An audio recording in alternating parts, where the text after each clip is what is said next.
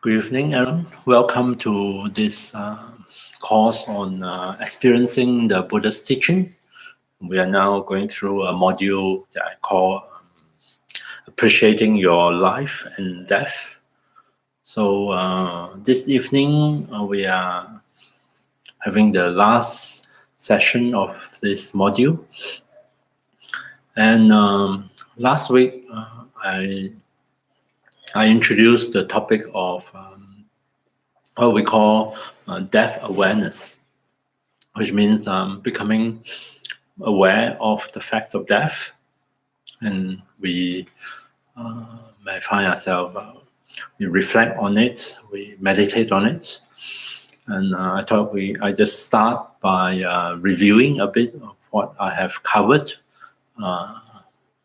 previously, just in case some of you are not in that class.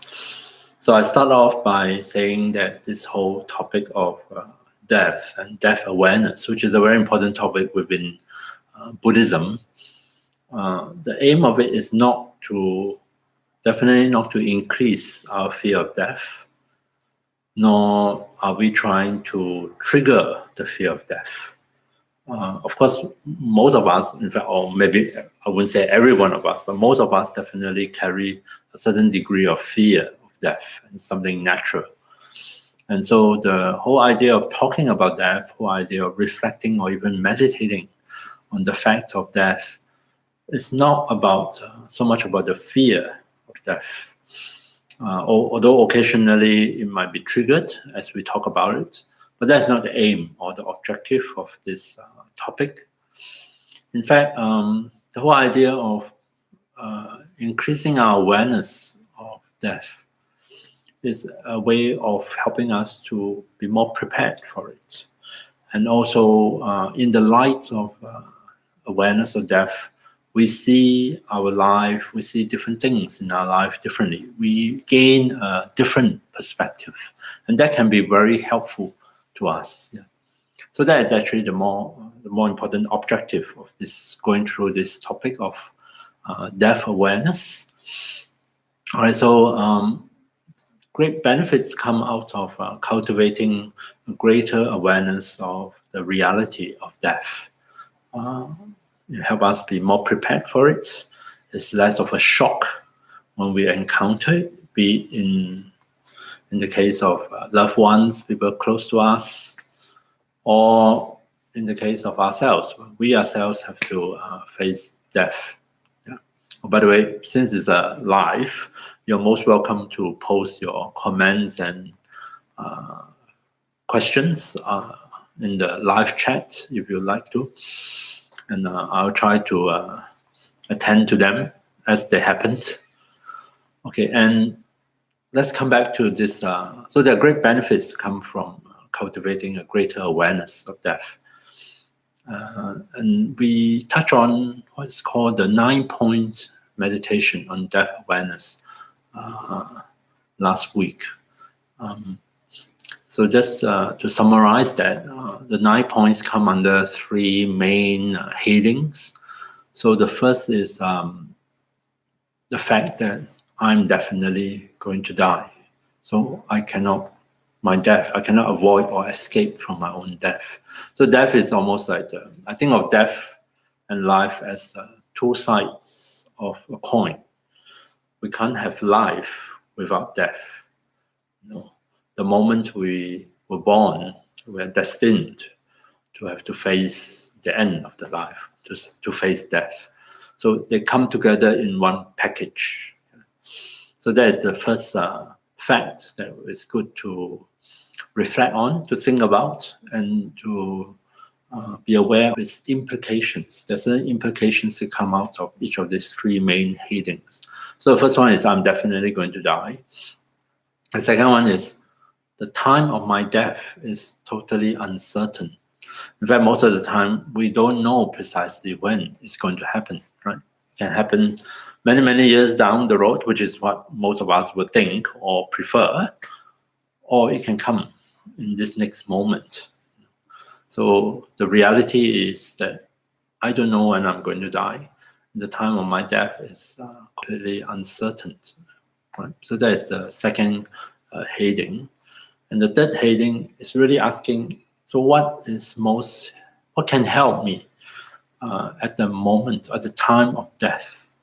What can I rely on at the time of death? Not so much at the time of dying, but more like at the time of death. Because, of course, we can say, having abundance of material support, money, wealth, can be very helpful in the dying process. I agree. Been surrounded and receiving the loving support of those close to us, that's wonderful. As we go through a difficult time of dying. But here we are focusing more on at the very end of it, at the moment, at the time of death. What can I rely on? I have to leave everything behind. All my material possessions, all my wealth have to be left behind. And no one, no matter how much they cherish me or they love me, no one can come with me on this journey. It's a journey that I have to face. It's a moment or a journey that I have to face on my own. So, and even this body, the body is falling apart as we are dying, and at the moment of death, the body is of no help to me. So the last heading is to highlight the importance of our spiritual practice. So in the case of Buddhism, what we call our Dharma practice, and how that practice of cultivating those inner qualities or understanding can become our refuge and become our support at the time of death. So those are the three main headings that I covered last week. And of course, there are more sub-points to each one of them. But we are encouraged, especially in the teachings of Tibetan Buddhism, in what we call the stages of the path to enlightenment, or Lam Rim in Tibetan, where this whole series of talks, where I rely on, that's the source. Yeah. What was I trying to say? My thoughts, I was distracted for a moment. Yeah, so we reflect on these three main headings. And out of each one of them, there is a kind of a conclusion to be drawn. Right? But of course, it's really up to each one of us to think about it and to draw out the implications for ourselves. But traditionally, it's said that with the first one, really recognizing the fact that I'm definitely going to die. Like death is something of a certainty, and there is no way I can avoid it or escape it. Means that I really need to cherish this life, because it's finite. There will come a point of time where it's going to end. So, and to really set my priorities right, to identify what's important to me and what is unimportant. So this is a very one of the implications of that. Yeah. And of course, from a Buddhist point of view, what is really important to us while we are alive is, of course, to devote time and energy to cultivating our spiritual practice, our Dharma practice, because that is really the source of genuine happiness. Yeah, in this life, and also of course, in the Buddhist context, we believe in multiple lives, so also in future lives. Yeah. The implication or conclusion we draw from the second point, the fact that the time of my death is totally uncertain, is therefore that I cannot or should not procrastinate, keep postponing my spiritual practice, my Dharma practice and study to the next day, because suddenly one day, that's it, that's the end. There is no more the next day. This life is coming to an end. So there is the impetus to not only do I need to practice, study, but I must do it now. To not keep postponing what is important to me. Right? And the third heading, asking ourselves, what is important? What can I rely on at the moment of death? Is of course to highlight that the only thing that I can really take with me, or that can really support me and help me, will again be our Dharma practice. Yeah. So those are the implications that the teachings are trying to get at by asking us to reflect on this topic in this way. But personally, I think it's helpful without looking at the so-called standard or model answers to explore by ourselves, by thinking over those 3 points and various things, teachings associated with them, to find out for ourselves, what do they mean to me? What are their implications for me? And I think that is a more helpful way to engage with this topic. So that's what I have touched on last week. And today I want to cover a few more things related to death awareness. There is the process of dying itself. Yeah. And in the Tibetan Buddhist teachings, there is quite a unique presentation of the process of the death process. This death process can be protracted or can be very short, depending on the actual cause of death. There is a description of how subjectively, from a first person perspective, what happened to us as we enter the final phase of our life. We are facing death.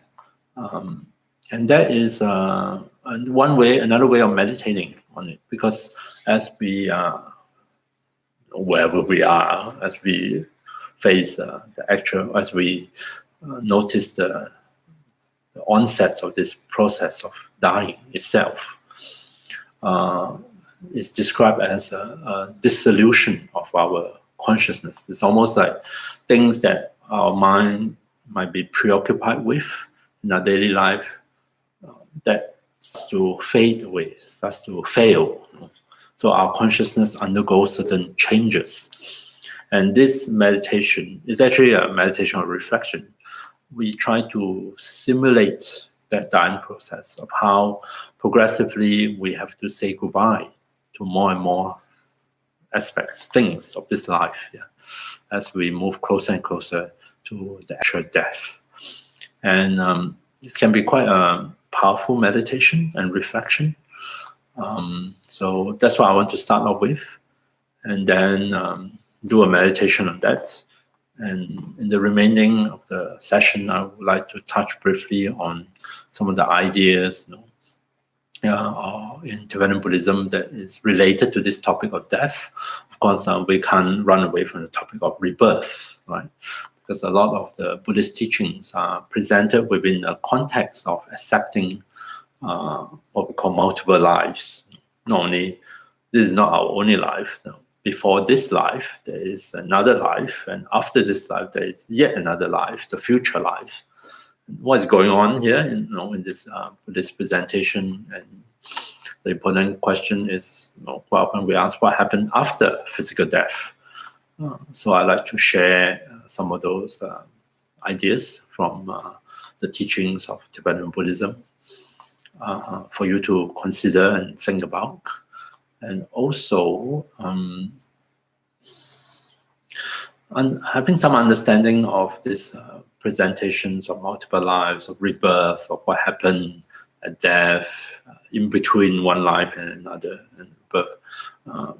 This is a good background knowledge and information to understand other teachings within Tibetan Buddhist tradition. Because after all, this is the background, the background knowledge that they rely on. Right? But before we go on that, let me start by describing this presentation of the process, the different stages of the death process, as is sometimes called. Feel free to ask questions in the live chat. Just type it in, and if I notice it, I will attend to it, and or give your comments or whatever. Of course, you can't write, you can't give a very long comment, but at least if you feel free to participate. Yeah. You can just Google for this information that I'm going to present. You can sometimes call stages of that process. You can Google stages of that process, Tibetan Buddhism. Sometimes it's also called the stages of dissolution of consciousness. Because what happened is described. It has mainly describing how, from our perspective, how our consciousness is changing. In fact, there are 8 stages. Yeah. It goes from the most coarse, most surface, most common kind of level of experience to the most subtle level of conscious functioning. Yeah. Most subtle level of consciousness that we are supposed to have. And that happened at the time of dying. And the very final end of it, we arrive at the most subtle level of our consciousness, called the mind of clear light. And everybody will experience this, but for most of us, ordinary beings who have not trained in meditation, specific meditations, this stage we can experience this very quickly. In fact, sometimes we may not even be aware of it, because after all, it is a very confusing time at the moment of at the time of dying. Yeah. But meditators who have spent many years training, developing their mind, the skill of meditation, especially in the Tibetan Buddhist tradition, they're said to be able to make use of this process as it's happening while they're dying, and to really, especially when they arrive at the mind of clear light, to be able to abide in this stage for a very long period of time. So there's a question: the dissolution of consciousness is in 8 stages. Yeah. So I'm going through the 8 stages. And this is what happened. You might have heard of, some Tibetan lamas that's passed away. There's no physical sign of life. The breath has stopped, but they're still, their body is still kept at the untouched. And people will say, within this circle of Tibetan Buddhism, will say, oh, the Lama is, although there's clinically they're supposed to be dead, but they're actually in deep meditation. Their consciousness has not completely dissociated from the body. Right? So you might have heard of stories like this, and there might be documentary made on it. On YouTube, you can have a look at it. And what happened is they're abiding in this final stage of the death process. They're abiding in the mind of clear light, the most subtle level of consciousness. And they're able to make use of this most subtle level of consciousness in their meditation.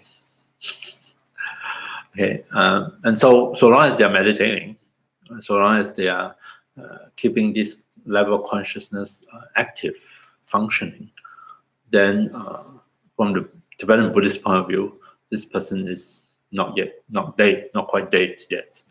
And so their body, they are in this kind of suspended animation state, where the meditator is still meditating, even though all external signs of life have ceased.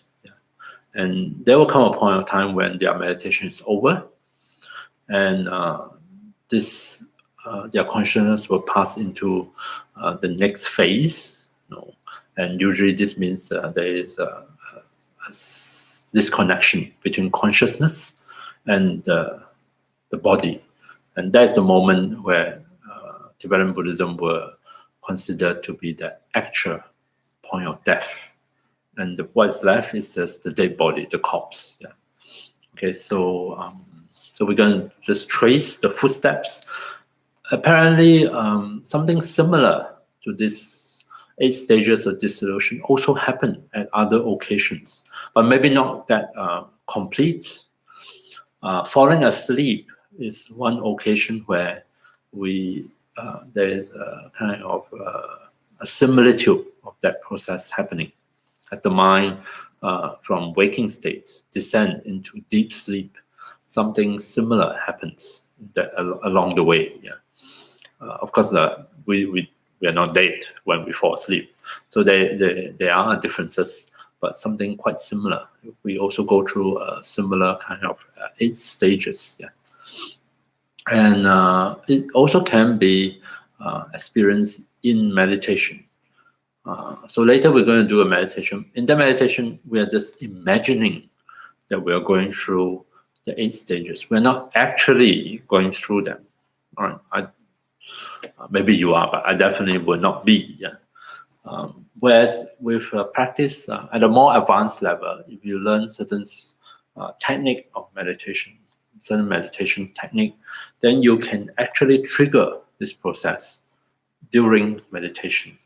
You actually trigger this process of the dissolution of consciousness, almost like replicates what happened at the time of death.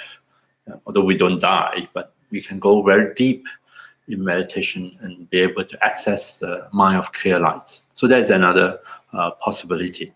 Okay. So I just briefly describe these 8 stages and explain how we can also meditate on that. In fact, it's quite an interesting form of meditation. I sometimes use it not so much as a way of meditating on death, but as a way of shifting the functioning of my consciousness. Because as we go through the stages, we are actually letting go of different things, allowing different things that preoccupy the mind to drop off. Just as when we are dying, things starts to say goodbye to us. Different aspects of our life, different aspects of our consciousness are fading, are ceasing to function. They are basically saying goodbye to us, or we are saying goodbye to them. And so when I imagine it happening in meditation, it's a wonderful way of facilitating a process of letting go.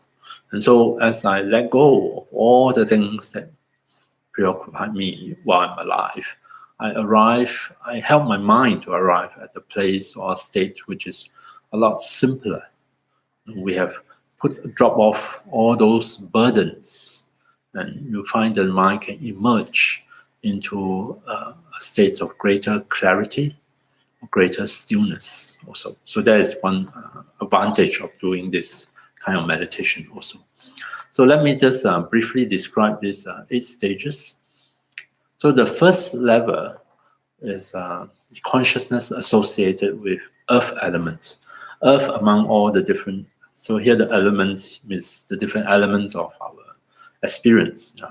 Usually earth, water, fire, air. Right? So earth is the most solid, the most dense aspect of our experiences, and is also the most obvious one, and it's the first to say goodbye, or the first that we have to let go. And when we say consciousness associated with earth elements starts to fail, starts to dissolve away, what happened is at the time of death, something physical, something actually happened and can be observed from outside. The body becomes there's something physically changed to the appearance of our body. Traditionally, it says the body becomes very thin, limbs become loose. There's a sense that the body is sinking.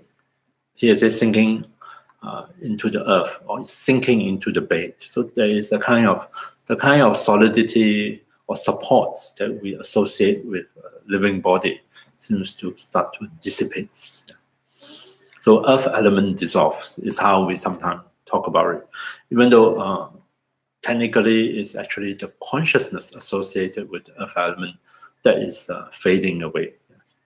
And also this is associated with among this presentation called the 5 aggregates, 5 aspects of our self as a person.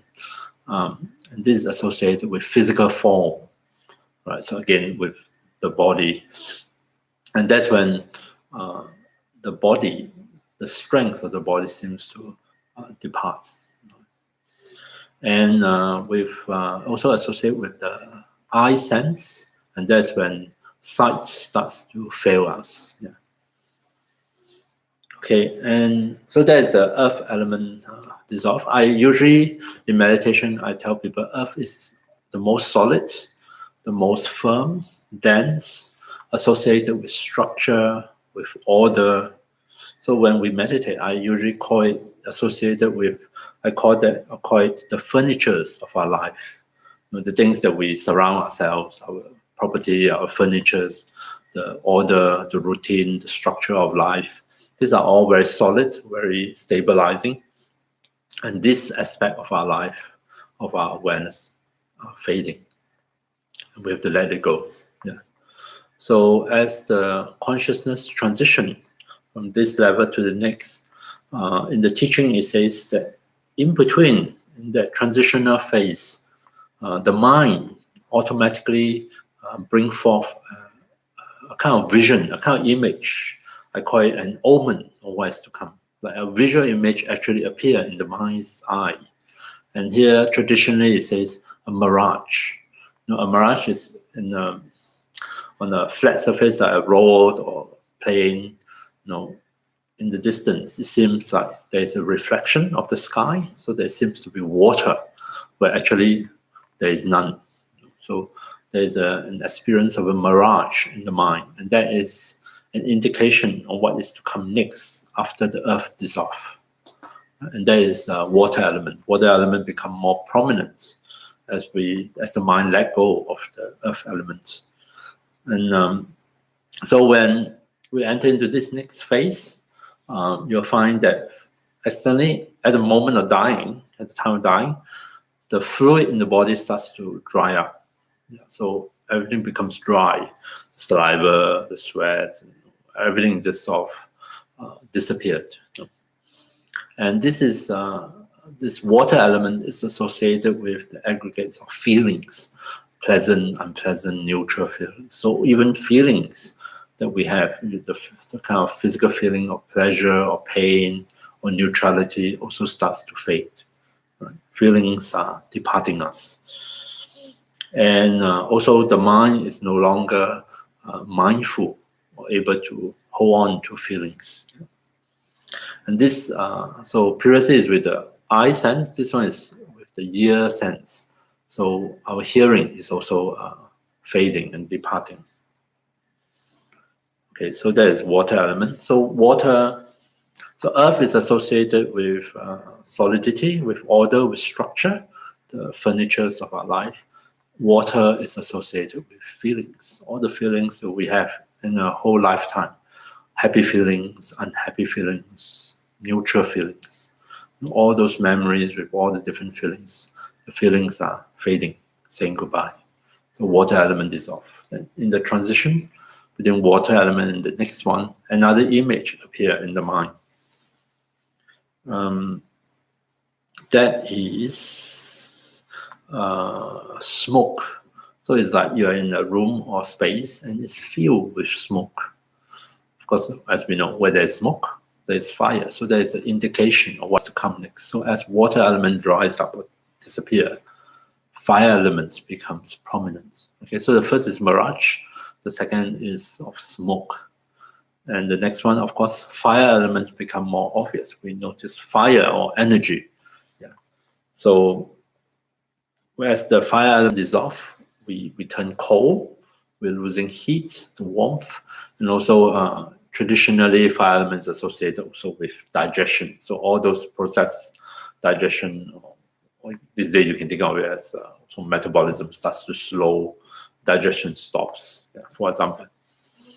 And fire element is, in this case, associated with the aggregates of discrimination, the function of discrimination. Discrimination is,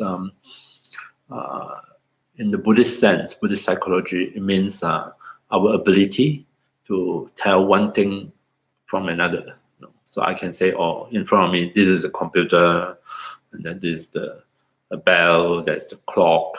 I can differentiate things. So ability of differentiation, I can tell good from bad, right from wrong. So discrimination is also the basis of our opinions, our views in life, no? And so discrimination is failing us. And so things that really stirs up our passion, what's right, what's wrong, all the affairs in our life, things that are good, I must do this, important, not important, or the events or the happenings of life, which we discriminate or differentiate. All that is fading away. Okay? So sometimes the easy way to remember is I say fire, energy, passion, right? So in life, we have different passion. We may hold strongly to certain views, certain opinions, certain things are right, certain things are wrong. This is a good person, there's a bad person, and all those things associated with that. All that is fading away. We can't even hold on to it as we are dying, as our ability deteriorates, they are disappearing. And including the names of people, even closest to us. Names is part of discrimination, right? We can tell one person to another and we assign different names to them.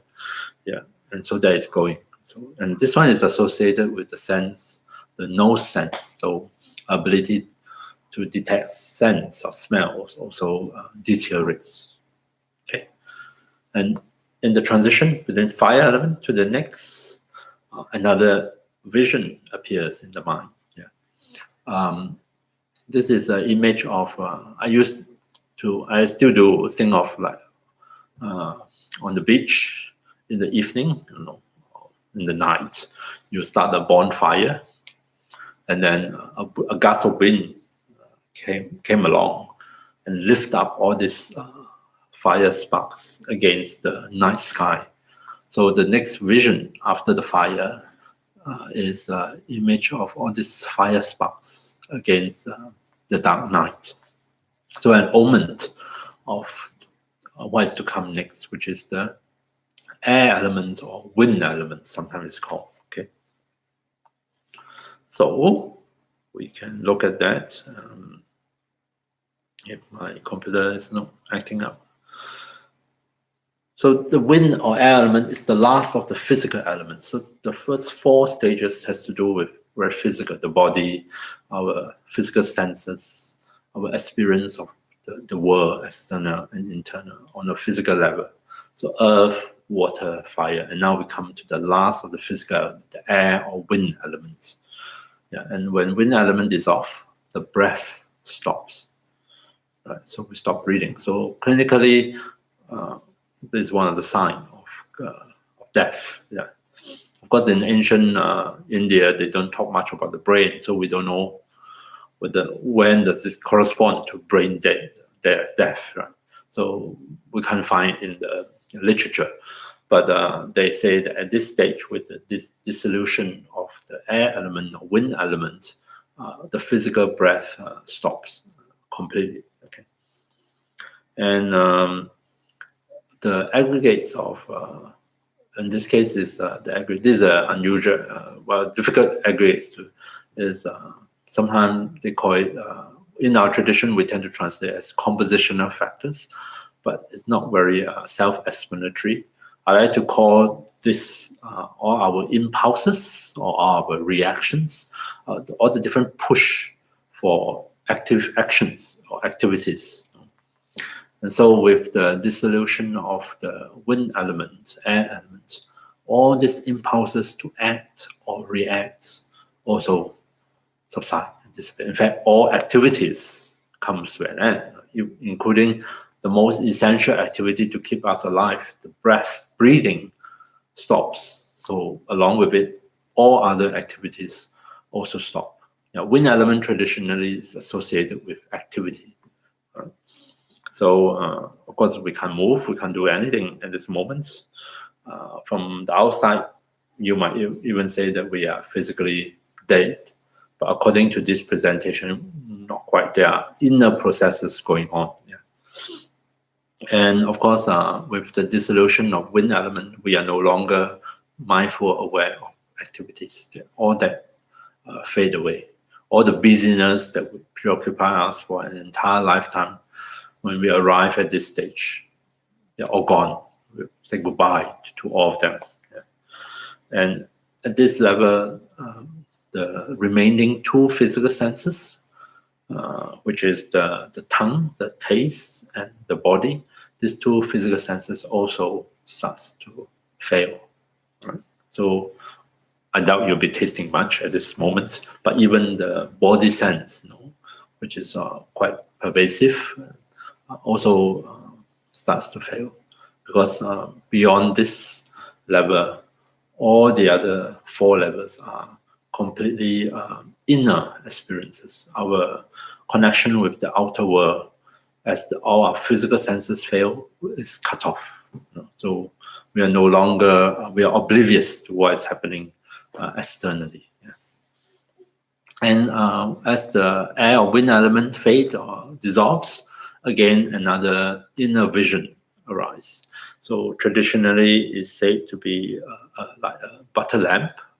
This is Tibet, after all, a butter lamp that is about to go out. So the flame starts to flicker and or spluttered. And so I used to study chemistry. So the image that popped into my mind is not a butter lamp, but a candle with a candle flame. And then you put a what we call a bell jar, this glass thing, you put it over the candle. We did these experiments many years ago in science class. And as the oxygen runs out, what happens to the flame? The flame starts to get smaller and smaller, struggle a bit, and then it will go out. So with that ends the four physical stages of dissolution. And the next four are all inner mental stages. Okay. So as the candle flame, that's how I imagine candle flame goes out.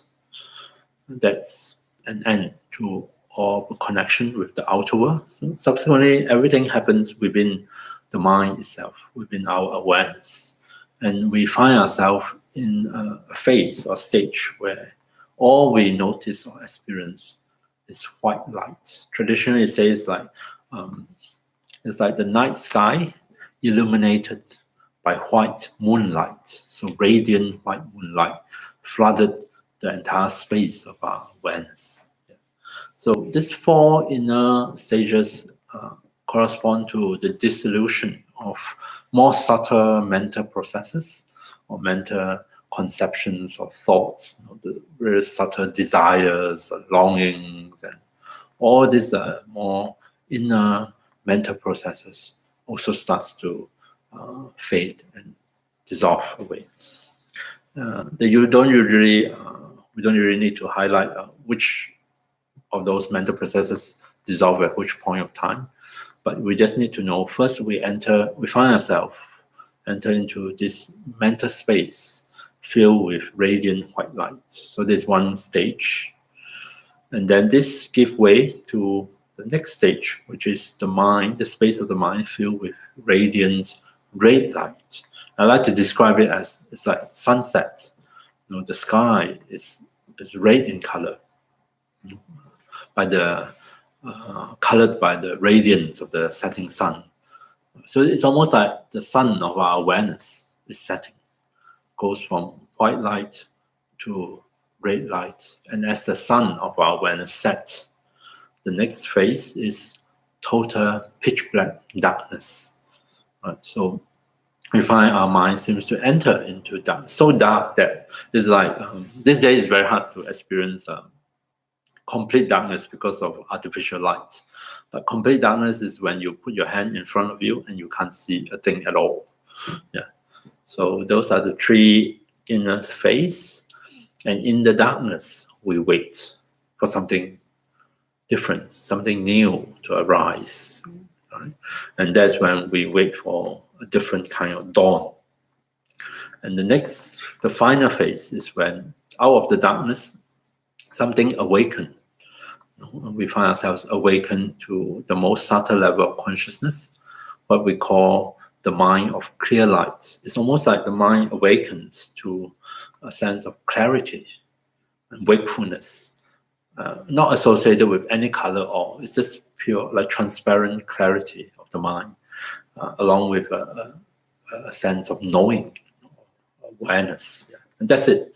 That's the mind of clear light. Because all other things all other mental functions that might have been preoccupying our mind, influencing our mind, all of those things have been dissolved away. We have said goodbye to all of them. So we are left with the most subtle and, in some sense, the purest level of consciousness possible. Okay? So this is a traditional description, a very long description of the 8 stages of dissolution. And in practice, we imagine ourselves going through it. And it's a practice of learning to say goodbye to the different aspects of our life, and learning to imagine letting them go and become more and more comfortable with this process of dissolution. And so I'm going to guide a meditation. I thought this kind of would be nice to, in a meditative kind of setting, to explore these 8 phases, 8 stages. Yeah. I find it helpful as an analogy to think of like the earth as the most basic, the lowest level. And as we go through the different stages, it's almost like we're allowing our mind to let go of the heavier, denser aspects, things that are sort of like holding us back and tying us down. So we are letting that go. So our mind becomes, in a sense, lighter. We are ascending, so to speak, into a level of consciousness eventually that is so much, so that is completely free of all these other things, all these entanglements that we might have with us through our life. Yeah. So let's take a few moments and just adjust our body, find a comfortable, suitable meditation posture.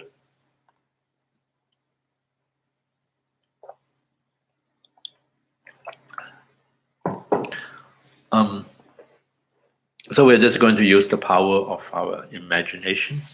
Do we all go through the 8 stages, no matter how we have lived our lives, good or bad? Yes, the good news is we all go through the 8 stages, regardless of how we live our life. But after all, we are dying, right? We are saying goodbye to all these aspects of us are dissolving. It doesn't really matter how we live our life, we still have to say goodbye to all our senses are going to fail us. So it's like a great equalizer. Death is a great equalizer, isn't it? No matter you're a good person, bad person, how you live your life for a long time or short time, at the end we say goodbye to all these other things in our life. Yeah.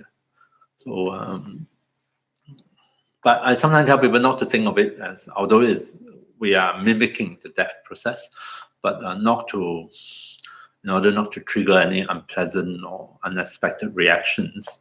It's good to just think of it as imagine going through a process of learning to let go and to say goodbye to things that we might unconsciously hold on to or entangled with, and see what happens. So it's just an exploration. So let's do it, and then we can have a discussion if you have any question.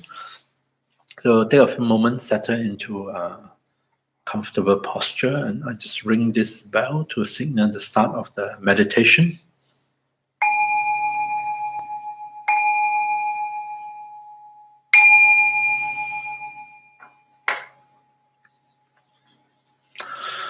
Take care that your back, your spine feels comfortable in the posture you have adopted. Feel free to close your eyes completely if that's helpful. And take a few moments, allow your body to find its way into your posture.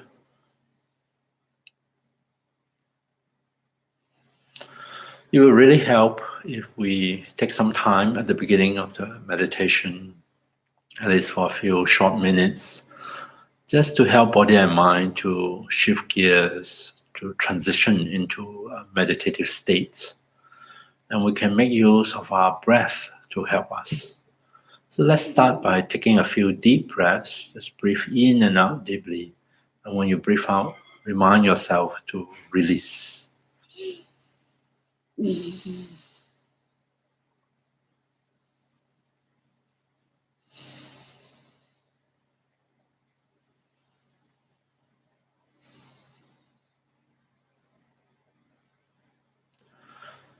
then allow your breath to flow naturally, follow its own natural rhythm. Don't feel that you need to control your breath in any way. And see if you can rest your attention on the breath, at least for the first few minutes. Become aware of your in breath and your out breath.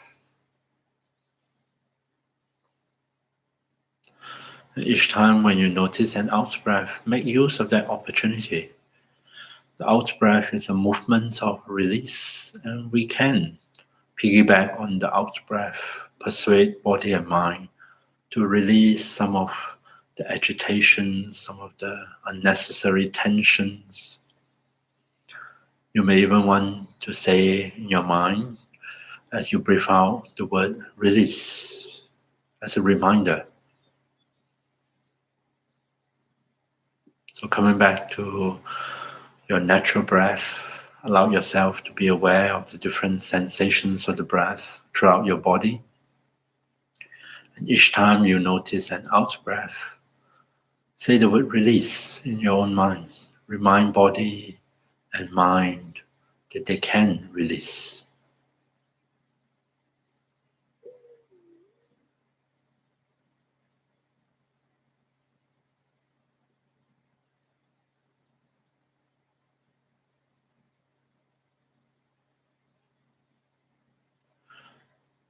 Coming back to the breath, each time you invite your attention, wherever your attention may be preoccupied with, you invite it to come back and rest on the breath. And as you breathe out, to practice releasing, you're helping your body and mind to release anything unnecessary, unhelpful, so that they can really come back here and now and settle deeply into the meditation.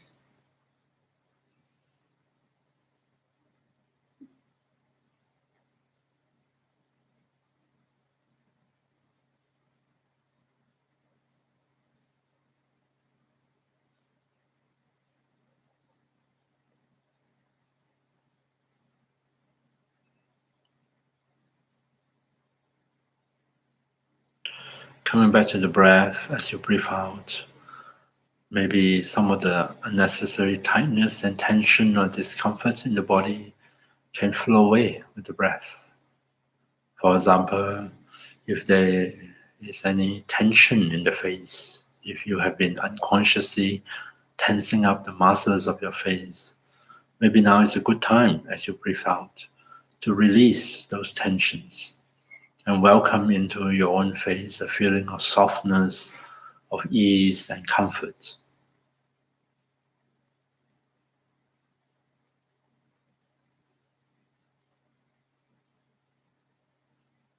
And we can allow this process of releasing, unwinding, and settling down of body and mind to continue in the background. So I'm going to invite you to imagine in your own way, based on how you understand what I'm saying, how you visualize or imagine the stages of death or dissolution. There's no right and wrong way, just go by it in your own way and just explore what happens and how you respond to such changes as they are happening to you. So first, see if you can become aware of earth element. Earth element will be anything that feels solid, firm, heavy, dense in your experience. The sense of the earth, the seat beneath you, supporting you, the sense of solidity within our own body. And we can even extend earth elements to include the solidity in our life, things that are solid, firm, definite, things with structure and order. For example, the room, the place that you are meditating in, the furnitures around you, all those aspects of solidity, of order, of density that are a part of our life. Earth element is dissolving, saying goodbye, fading away from our awareness, our consciousness. Along with it will go all the things that are, all the routine, all the structure, all the order in our life, the different forms of our life are fading away, saying goodbye. See if you can allow it to happen. Allow your mind, your consciousness to be dissociated from the earth, from the solidity, from the density, from the structure and order and routine.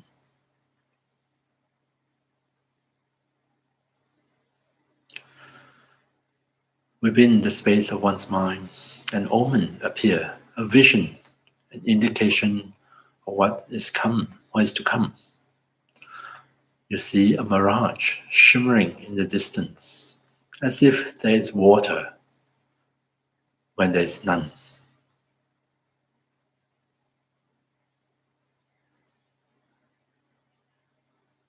As you allow the mirage to appear, to stay and disappear, you have said goodbye to earth element. It has completely faded from your awareness, from your consciousness. Now you become aware of water element, become prominent in your awareness. Notice the saliva in your mouth. Maybe you can swallow, sense the flow of fluid in your body, the pumping of your own heart. Water element is dissolving, saying goodbye, drying up, disappearing from your awareness, your consciousness. Along with water elements will go feelings, feeling the flow like water in our life. Happy feelings, pleasant feelings, joyful feelings, unhappy feelings, unpleasant feelings, and neutral feelings, feelings of boredom. All feelings are fading away, disappearing from your awareness, your consciousness. All your cherished memories of happiness, all your dreaded memories of unhappiness, and all the boring moments, unimpressive moments in between, all disappearing, fading away from your awareness, saying goodbye.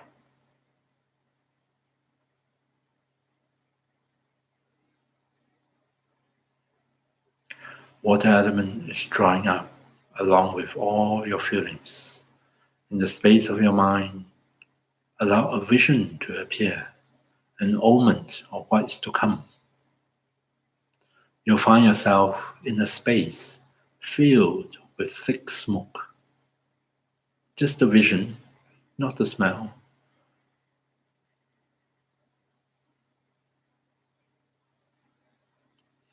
And where there is smoke, there is fire.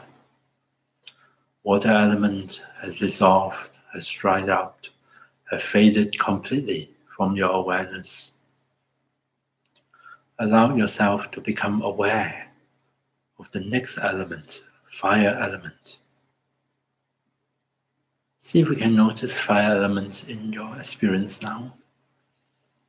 The sense of warmth or coolness in any part of your body, maybe around your nostrils. Notice fire elements in your own experience. Fire element is saying goodbye, fading away, cooling down. Along with fire goes energy, goes your passions that we invest in different things, which is associated with our ability to differentiate, to discriminate things that we hold as important and others as unimportant, the right from the wrong, the good from the bad. Along with it goes all the names of people closest to us, labels we apply, and along with it all the various happenings and affairs and events that we labeled, that we differentiate, that we may hold dear or push away. All of these are fading away from consciousness. Fire element is dissolving, is cooling.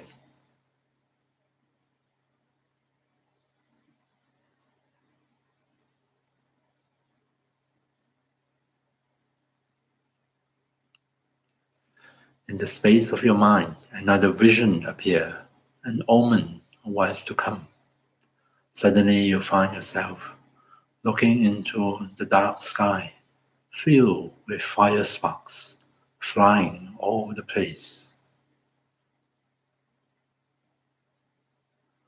Fire element has dissolved, has cooled completely, faded away from our awareness. We are now aware of wind element or air element. See if you can notice air elements in your experience at this moment. Feel your breath flowing in and out.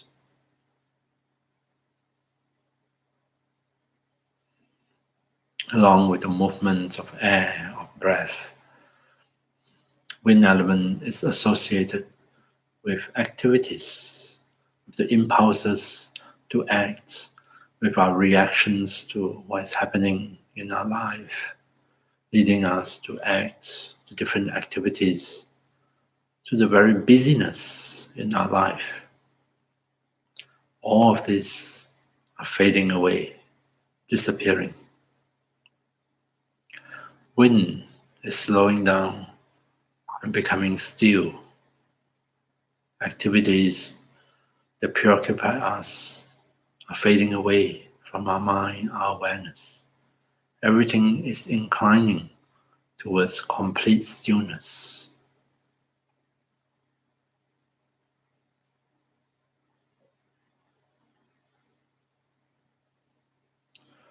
In the space of our mind, another vision appears, a candle flame, flickering, running out of air, our oxygens.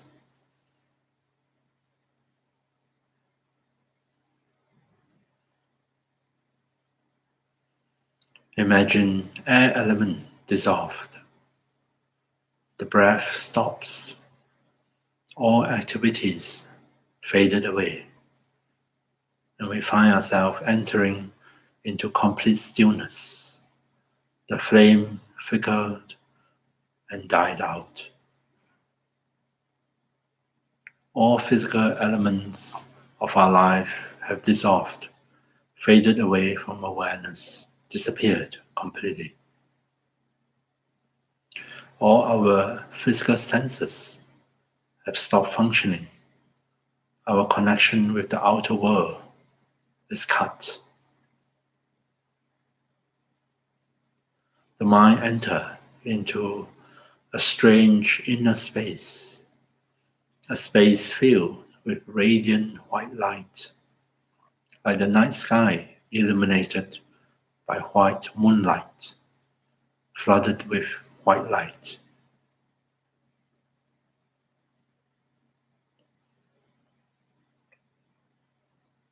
The mind of white appearance is the beginning of subtle level of consciousness, dissociated with our physical senses, dissociated from the body. This is purely inner mental experience. The sun of our awareness is setting. White light fade give way to red light, like the red light of the sky at sunset. Radiant red light fill the inner space of our mind. The sun of our awareness is setting, saying goodbye, fading away.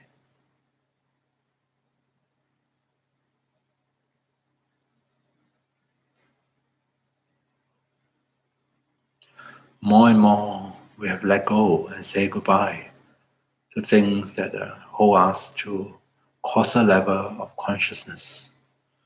And as the sun of our coarser level of awareness fade, set, we enter into complete darkness, pitch black darkness, where everything disappears.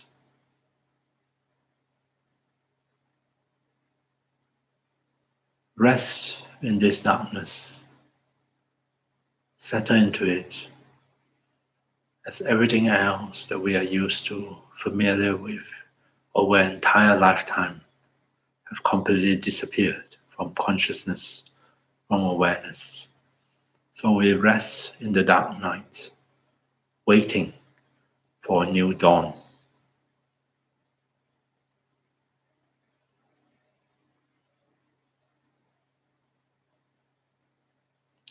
Resting in darkness, see if you can release any thoughts that pop into the mind, release any tensions that enter into the body, especially those in your face. Soften the muscles of your face. Let body and mind rest in the darkness, awaiting for something different to dawn.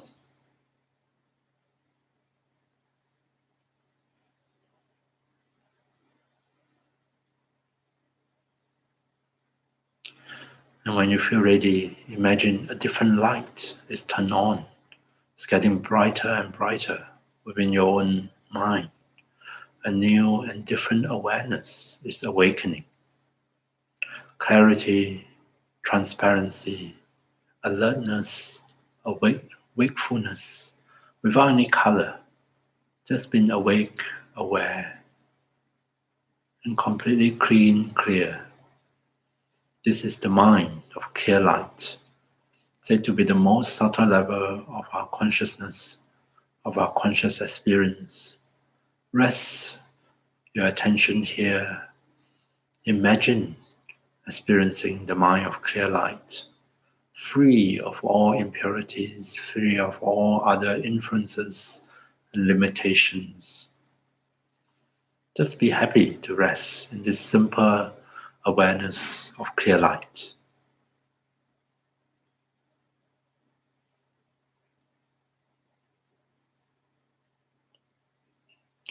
Within it, you will notice different things, thoughts, sensations, sound. Let them come and go. See if you can be the mind of clear light. Be the mind of clear light awareness. And just rest in it for a while.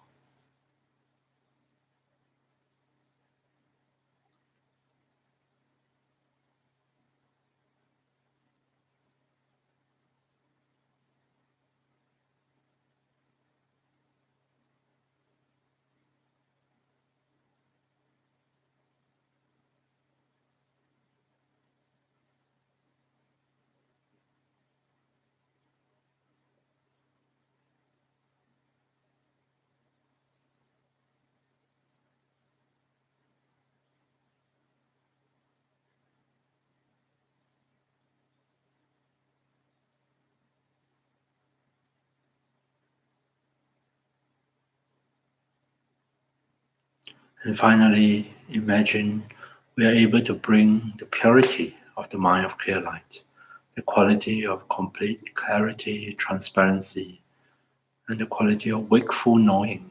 We take them with us and allow them to come back to us at the end of the meditation, come back to our coarser level of functioning of consciousness with both clarity and knowing.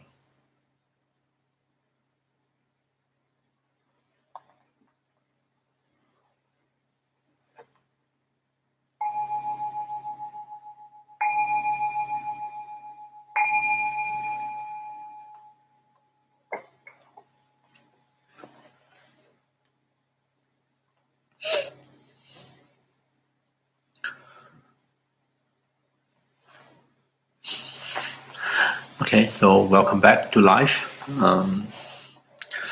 This is one of those more busy kind of meditation where if it's the first time you do it, it might be a bit complicated, going through all the different levels, imagining it.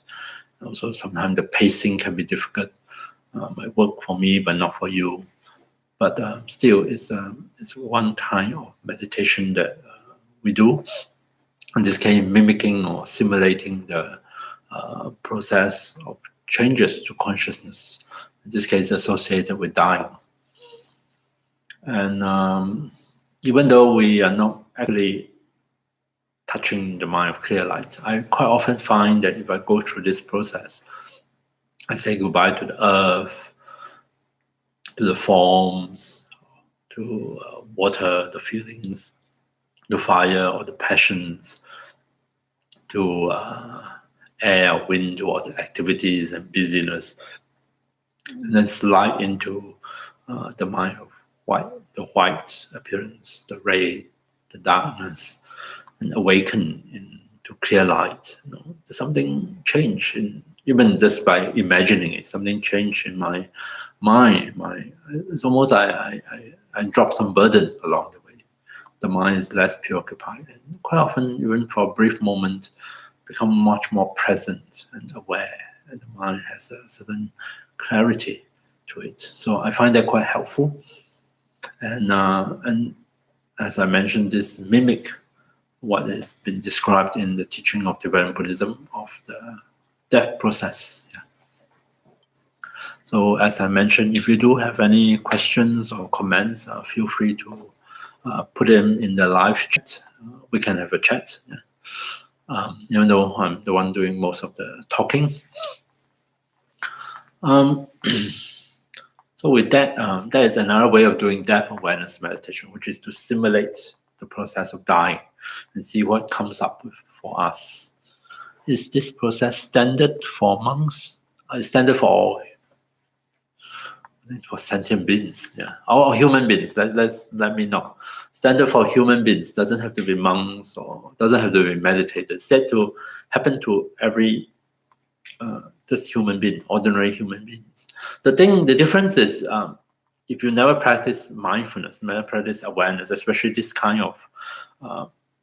of meditation, you have not received teaching on it.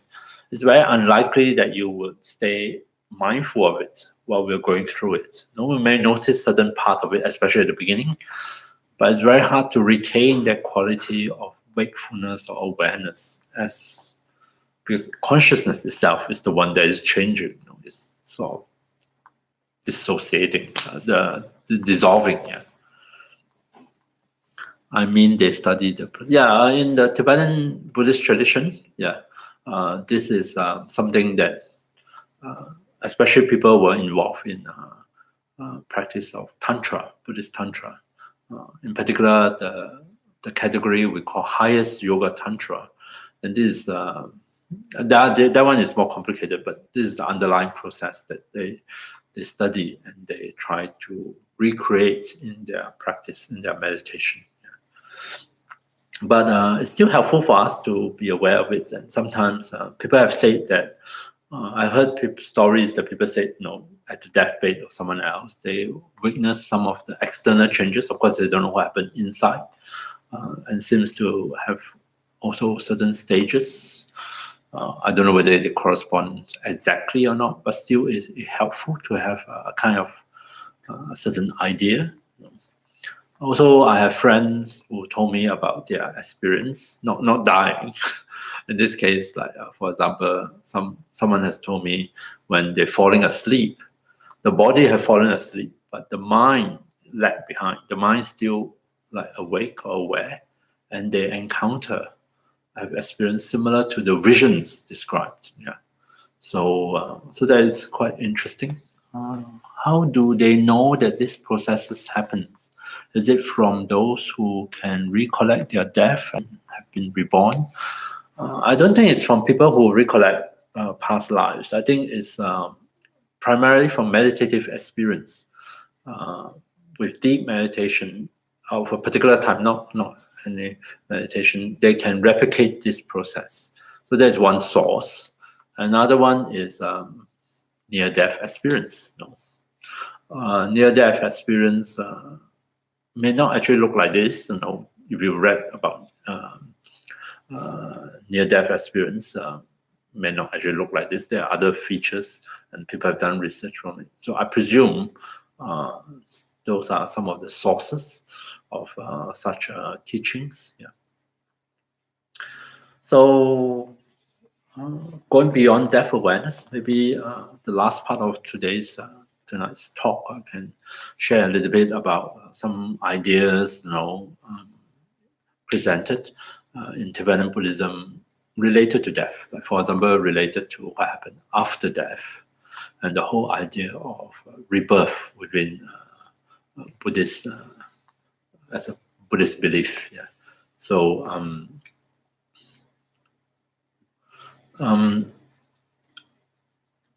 what happened is, and when the different Buddhist traditions have different ideas and different presentations. So I'm only presenting it in a more limited sense according to Tibetan Buddhism, and in particular according to the lineage that I study. This is the Gelug tradition of Tibetan Buddhism. Tibetan Buddhism, the different way of dividing it, but usually divided into four. There are four main traditions of Buddhism, in Tibet, and Gelug is the sort of the youngest or the newest. So this is the tradition that where I study in, and that I base this information on. The Gelug tradition is presented. So after we go through these 8 stages, and we arrive at clear light, we're still technically alive, even though we are not breathing, but the consciousness is still associated with the body. But once the clear light phase finish, then it's said that the body and the mind is no longer is dissociated, separate. Yeah. And the mind, the consciousness, the stream of, not the same consciousness, but the stream of consciousness is the next moment is associated with what we call the intermediate states. Or you may have heard the Tibetan word Bado, which really just means in between. So this is the stage in between one life and the next. So at the end of this, the death, and before the birth of the next life, this in between stage is called Bado, in one of the Bado in Tibetan, intermediate states. So we finish this life, and the stream of consciousness is associated with a different kind of body. The body, which is not a physical body like this, it's supposed to be something invisible to our eyes, almost like a ghost, but it's not quite a ghost. So it's called the body of an intermediate state being. Right? So this is the one that bridge one life to another. In the Gelug tradition, this duration, maximum, it can be short, but maximum is 49 days. Don't ask me why, but no, that's what it says, 49 days. Within the 49 days, the intermediate state has to end and the new life begin. So that continuum of consciousness that previously, let's say, associated with Waichom as human, at the time of my death, is cease to be associated with this human body, and is then that continuum of consciousness is associated with a body of intermediate state being. Yeah. So, and apparently, as the stories goes, you wander around. Not so much you're looking for the next rebirth, because it's not a voluntary process. It's not like, oh, now that I have many choice, where should I go? No, it's not a shopping trip. Okay, you are driven by the wind of your past action, so-called karma. You're just driven here and there. It's not a very nice experience. It's an experience of not in control, driven here and there until you contact an appropriate new body. That's when your intermediate state finish. You have another so-called death, and that stream of consciousness is associated with a new body in the form of, let's say, a fertilized embryo. In the case, if let's say I'm fortunate to have another human rebirth, then so I'll be reborn inside that fertilized embryo.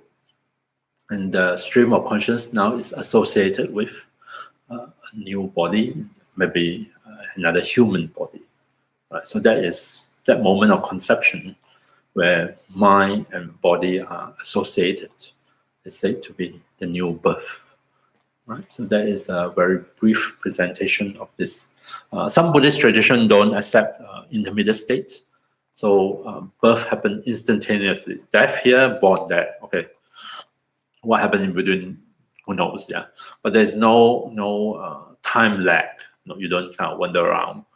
But Tibetan tradition accept this stage in between called intermediate state, the Bardo state, and that's when there is a practice in Tibet derived from the Nyingma tradition, not so much the Gelug, but the Nyingma tradition, where they recite from this text called the famous book called the Tibetan Book of the Date, yeah, or the Bardo Tadro.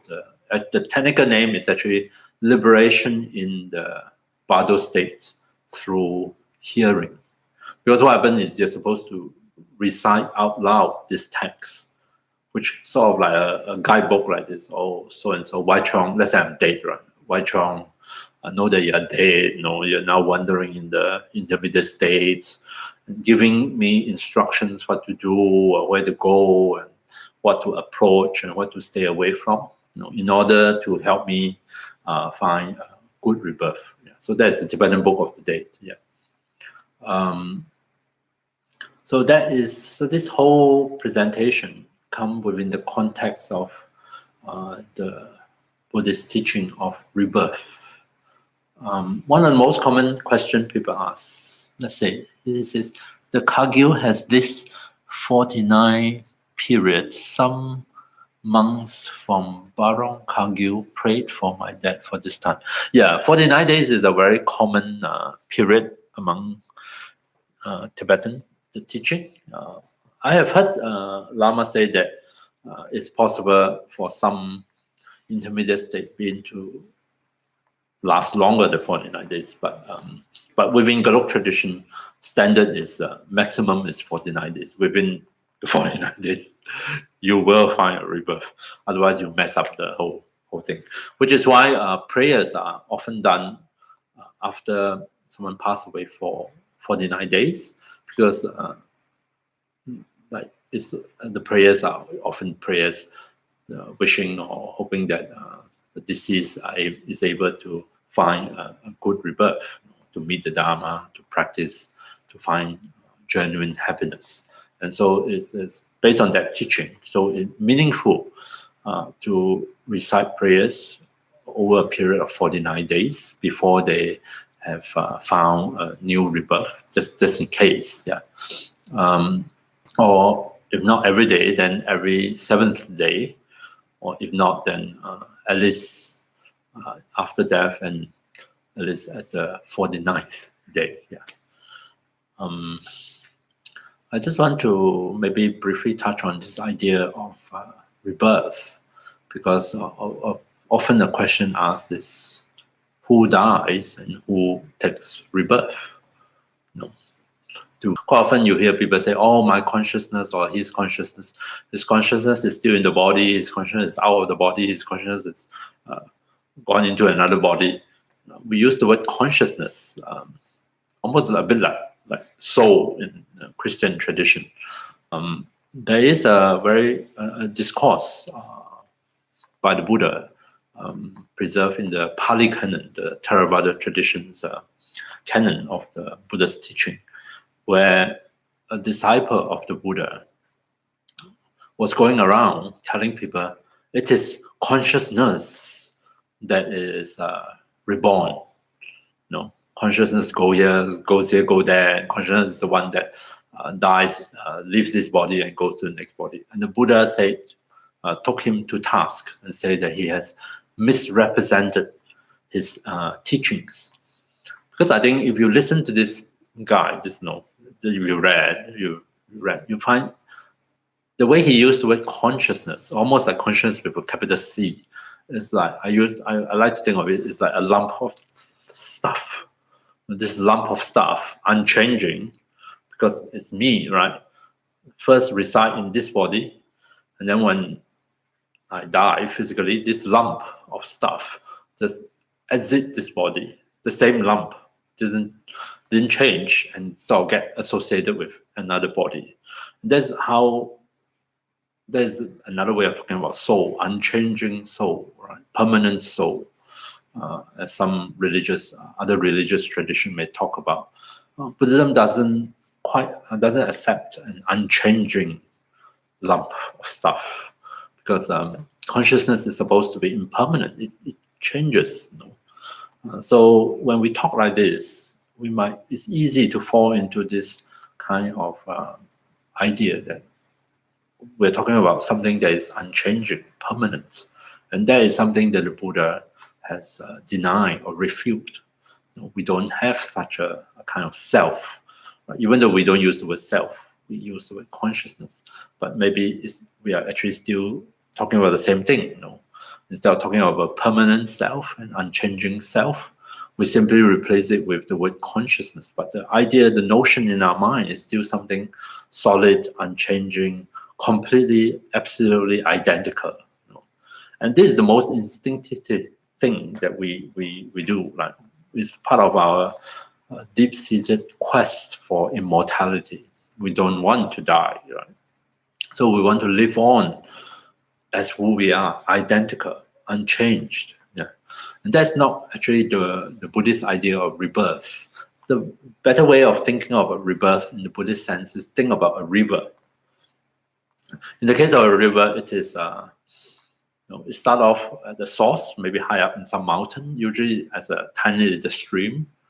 Then along the way, it's fed by other sources of water or rain or whatever, and it can grow in size. It will course through the land and eventually arrive at the sea or the ocean. And along the way, we may call it a river, but we notice that at the beginning, in the middle, and the end, it can look completely different, right? The volume of water is different. The quality of water is different. May pick up all sorts of sediments, all sorts of colors, and all sorts of stuff along the way. The size is different. So the river has changed along the way as you move across the land, course through the land. The characteristics of the river is ever changing, right? And yet we still call it the river. We have the same, just one concept, but the actual river has changed. In this case, it's through space, through location. We can think of our consciousness as something similar. It is a stream of consciousness, not a consciousness, not a lump of stuff. So we quite often in Buddhism we describe consciousness just the way we do, as from one moment to another, from one life to another. We say that they are not identical because they change, so they cannot be identical, but they are not unrelated also. Just as the river, a different phase, different part of the river may look very different from one another, but nonetheless, we can still call it a part of the river because there is a continuity, there is a relationship. The middle phase of the part of the river is related to the earlier phase, and likewise, the end part of the river is related to all those parts before it. So there is a relationship, there is a connection, but there is no unchanging identity as the river changes along the way constantly. Yeah. So likewise, the stream of consciousness is also the same. Yeah. It is ever changing. One moment to another is always changing, one life to another. And it's not constant. There's nothing we can point to that is unchanged or permanent. So they are not identical. It's not identical from one life to another. It's also not identical from one day to another, or when we are young to when we're older, adolescents to now, whichever phase of life we are in. So it's not identical. It's changing, but it's not disconnected. It's not unrelated. In fact, we are related. There is a kind of continuity that runs through it. Right. So that is. I thought that was. I'd like to clarify. That's how I think about rebirth. not as after death. It's not me packaged into the most essential part of me, packaged into this pack, vacuum sealed, unchanging, very precious. Then this will exit from this body and plumb into a new body, and my next life, me again. It would be nice, but unfortunately, at least for me, I don't think that that's true. That future life is not identical to this life, but that future life is also not unrelated. It's not disconnected. It's actually related, connected, dependent on this life. So that is the unusual way I like to think of how in Buddhism we talk about rebirth. In calling the Lama from afar, it says, even our body we hold so dear will be left behind, and our consciousness will wander without direction in the bardo of samsara. Yeah, that's right. So the bardo state is, the expression, we always say our consciousness wanders, but technically it's the stream of the continuity of consciousness. We have continued to have new experiences, even in the bardo, right? And the experiences of bardo is often not necessarily pleasant. It's actually a phase, a time where we are a little bit unhinged from, with the body we are grounded. Without the body, we are sort of like afloat, so to speak. So bardo state is characterized by very rapidly changing experiences, very bizarre experiences.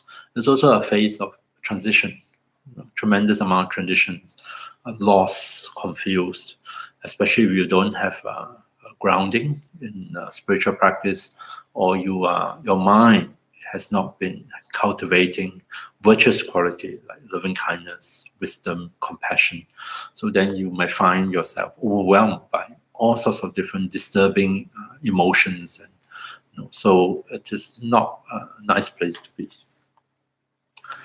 Okay, I think that's all I have to say and present about appreciating our death. I started off, at least from this part of death awareness, about reflecting on a few important characteristics of our life, of our death. That we are, each one of us, we are definitely have to face death. The time of our death is uncertain, and it's really important to identify what is most helpful to us at the moment of death. And today we briefly touch on the stages of the death process. And also, very briefly, I didn't really do justice to it, talk about the Tibetan Buddhist presentation of intermediate states in the next life. And most importantly, I want to talk about at least my understanding of what it means to go from one life to another. That there is in the Buddhist presentation, there is a continuity from one life to another via consciousness.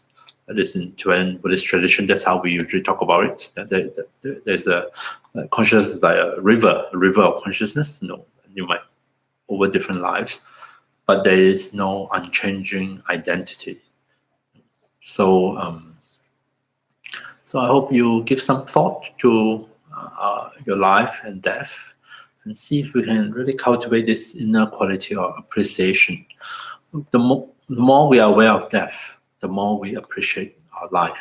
And hopefully that helps us to make good use of our time here while we can. Yeah. So thank you very much for your attention. Next week, we start on a new module, and I hope to see you tune in.